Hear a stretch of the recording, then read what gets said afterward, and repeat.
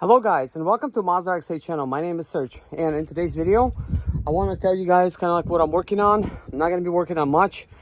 It's going to be mainly kind of like I'm just going to like do a little update, and it is kind of important to understand like where the project's going.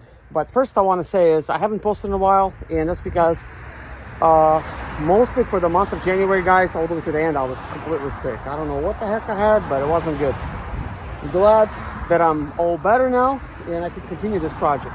So let me show you where we're keeping up with this project. You guys already know that I was planning to keep my Mazda RX-8, the automatic one, as just a regular daily car, right? This is an automatic, and I was gonna keep it all stock, okay? And of course, then we have this 6-speed manual, and I'm basically building a track car. And for the next step, and I haven't installed the racing radiator yet, but for the next step, what I wanted to do is I wanted to complete the exhaust. It's going to be, I'm going to be removing the exhaust manifold and installing the racing manifold.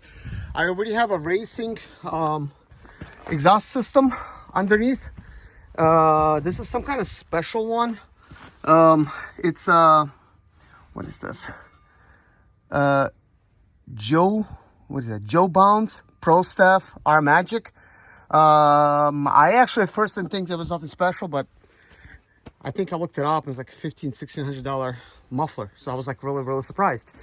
But with that being said, underneath you can see it's a regular catalytic converter and a regular exhaust manifold. So I did buy, of course, a stainless steel regular exhaust, like a really nice exhaust manifold for it, on a budget.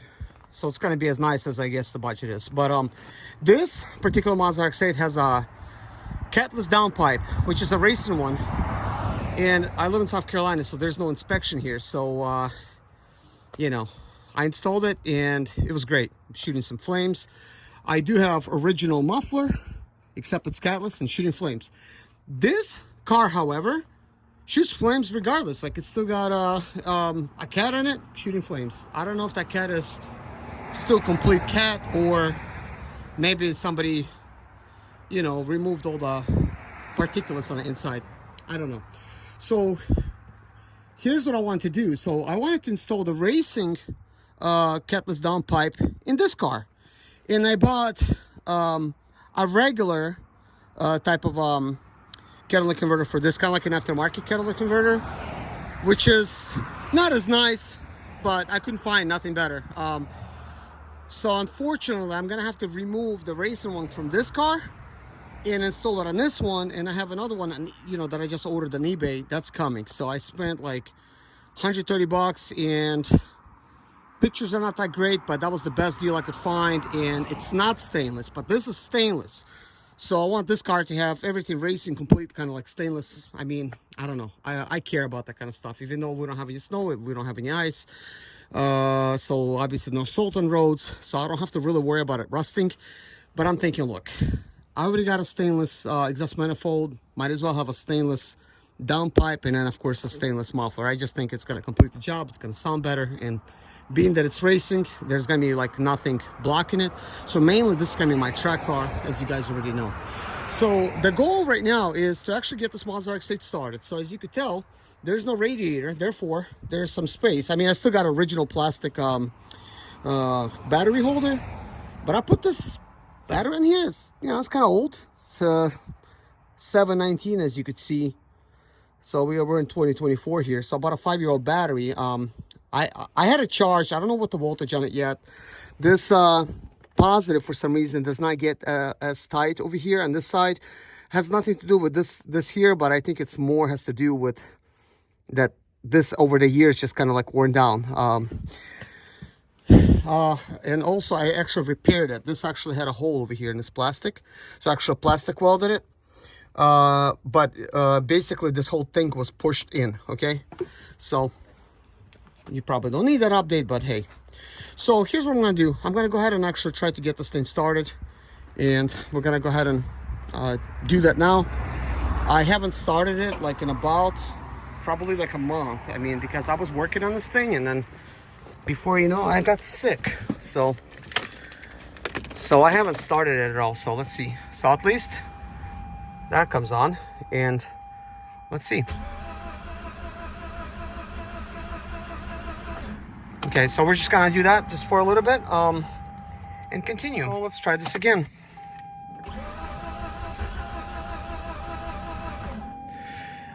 It does appear like the battery is a little bit weak. I may have to put a jump pack on it, but I do want to, you know, give it a few more tries. I just think that battery probably doesn't have a lot of cranking amps because it's just old.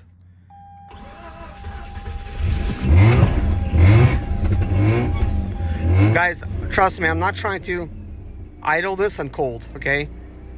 Okay, I just did not want to shut down on me. So I just kind of like, just gave it some like little revs. So good, it's actually keeping the RPMs great. There is no radiator on here, so I have to do kind of quickly. Just gonna go ahead and pull, you know, open up my window, back up. I mean, this is an automatic. I still love it though, guys. Let me know if you got an automatic and if you love it, because I really like this car. Smoking. So it's not liking something. It's kind of that's doing it by itself. I'm not doing any of that, and there's smoke coming out. I don't want this thing to die, but it seems like it's idling okay. Doesn't sound bad. I'm kind of glad that that battery allowed me to start it. Like, I really don't even know what the cranking amps, but these bigger batteries here, I mean, if you're gonna do like a trunk install, I would highly recommend just stick a bigger battery in there.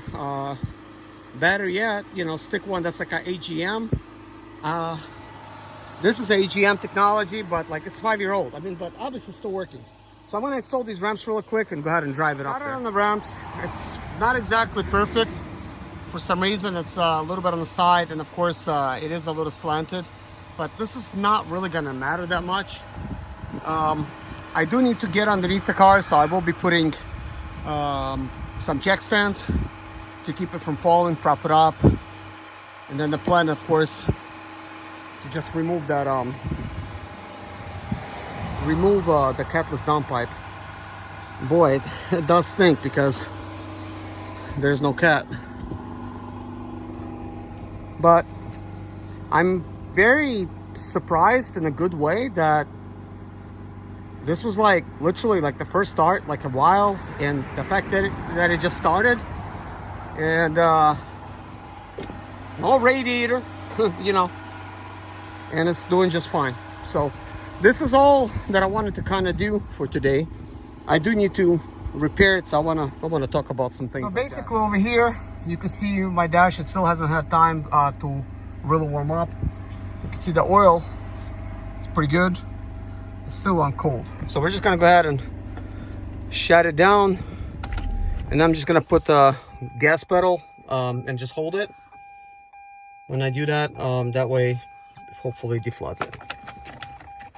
So, anyways, I do wanna share with you guys the interior of this car. I do like how it's like a copper, brown, or mocha interior. I really like that fact.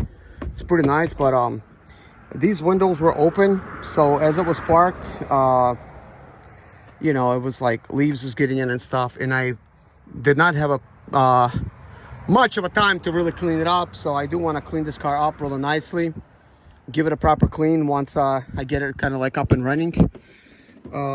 If you guys are new to this channel,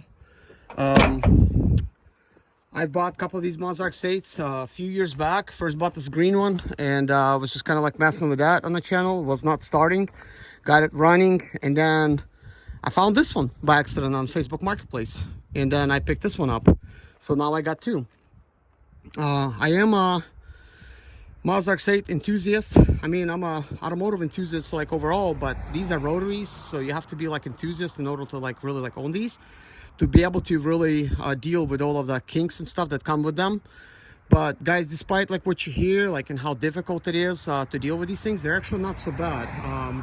If you watch my channel and some like other channels, then you will understand like this is like not a big headache. A lot of it is just a regular routine maintenance. Like I haven't done much to this car. Like when it did not want to start, like yeah, like it had some issues and stuff.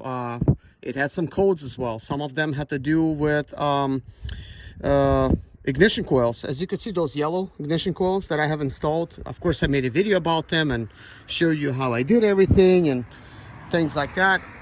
Those are the cheapest ignition coils that you can possibly get from eBay. Okay, I talked to some other people that, you know, I wanted to see their opinions on them, and the person that I talked to, pretty smart guy, but he was like, yeah, don't get them, don't deal with them, pretty bad, blah blah.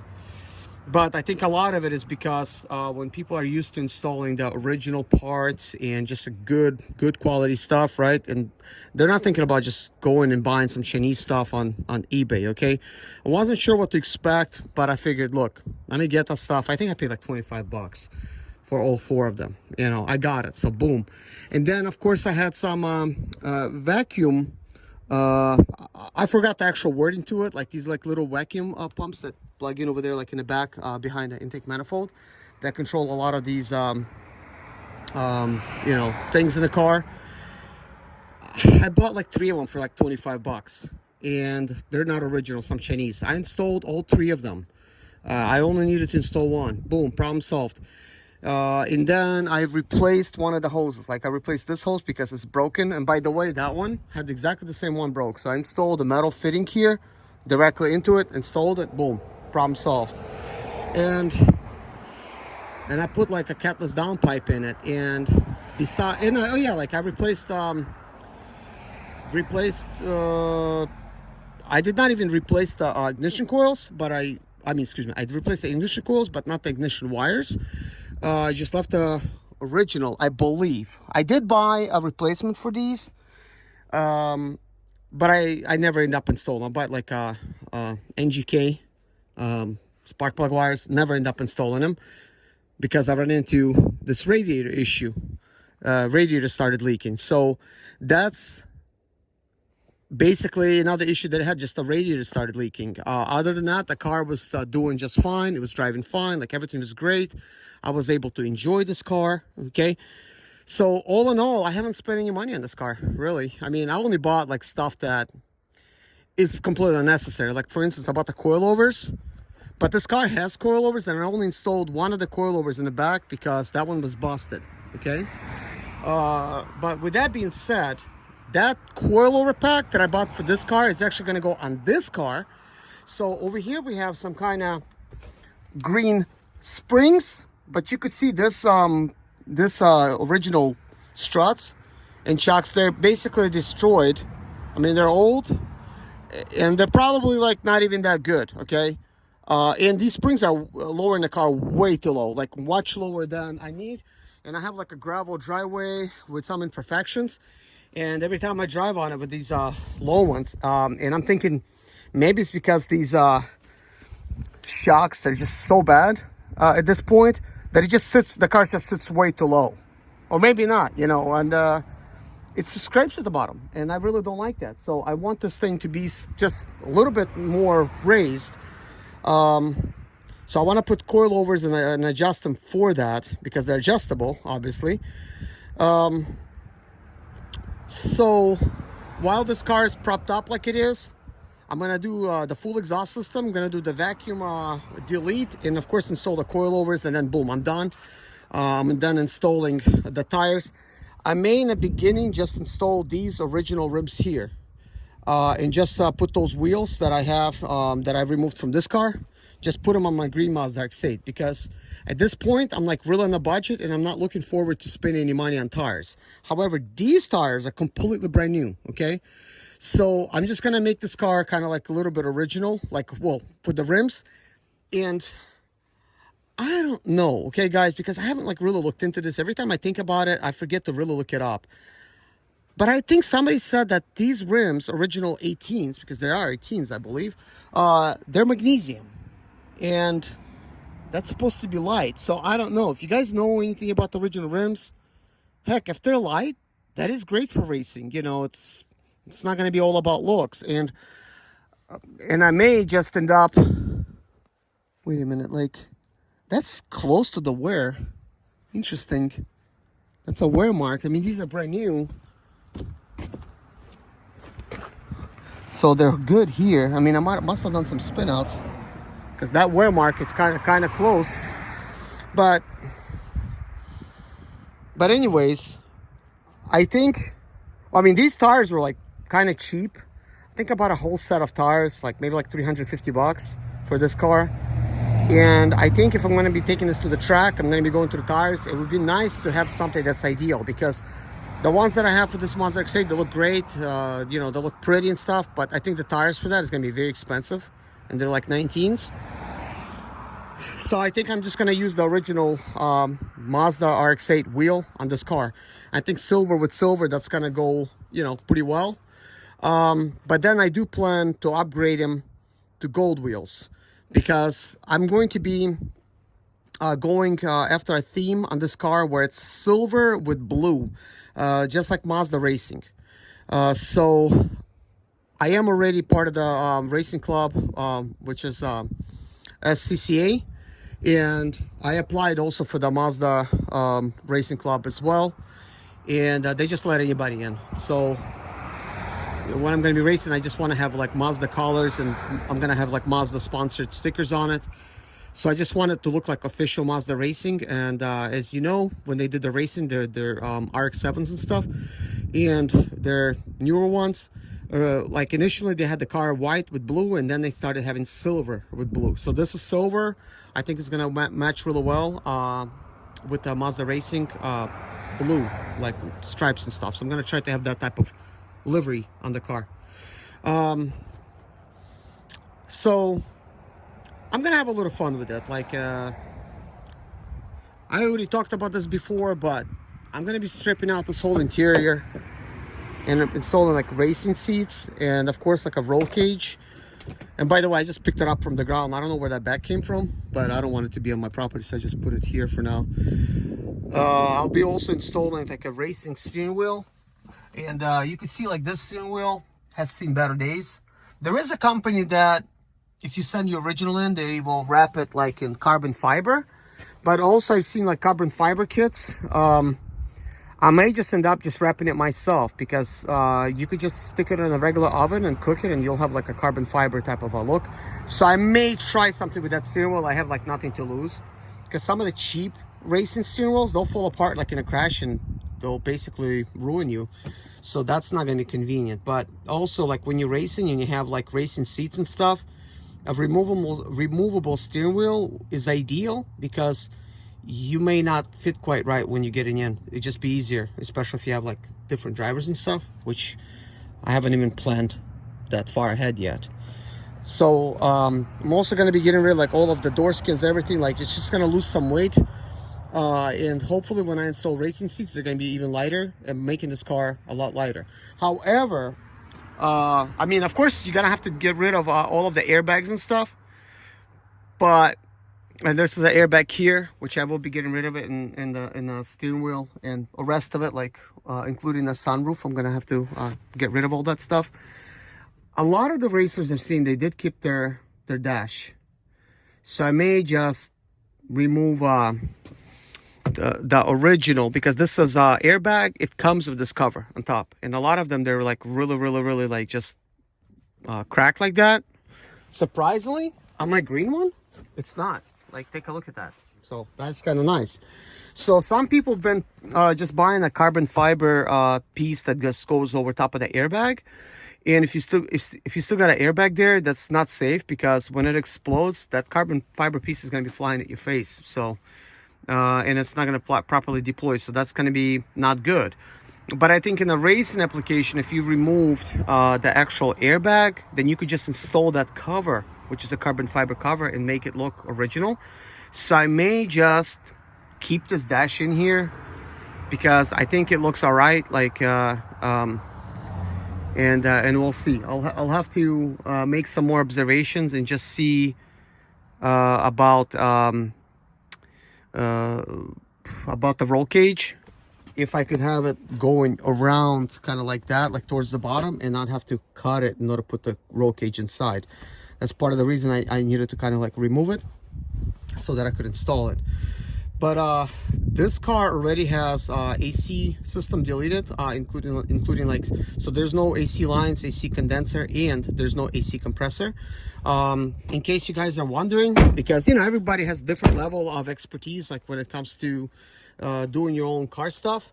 You're not gonna really see that. Well, actually, you will. So you see how like there's a second belt like right there? So like there's a belt like number one, and this is the second belt. If you just remove this belt already, like if you just leave AC compressor installed, that belt, the second belt, rotates AC compressor, and that's just a tensioner pulley. So very, very, very easy to delete, okay? However, you know, that's removed. I will be deleting the vacuum pump on that car. I'm just going to show it over here. So it's like over here on this side. Okay. And you need this vacuum pump whenever you have a catalytic converter, because it just pumps air into the catalytic converter just to make everything, you know, correct for the burn and stuff. And that vacuum pump, you see that little pipe that bolts on directly to your exhaust manifold.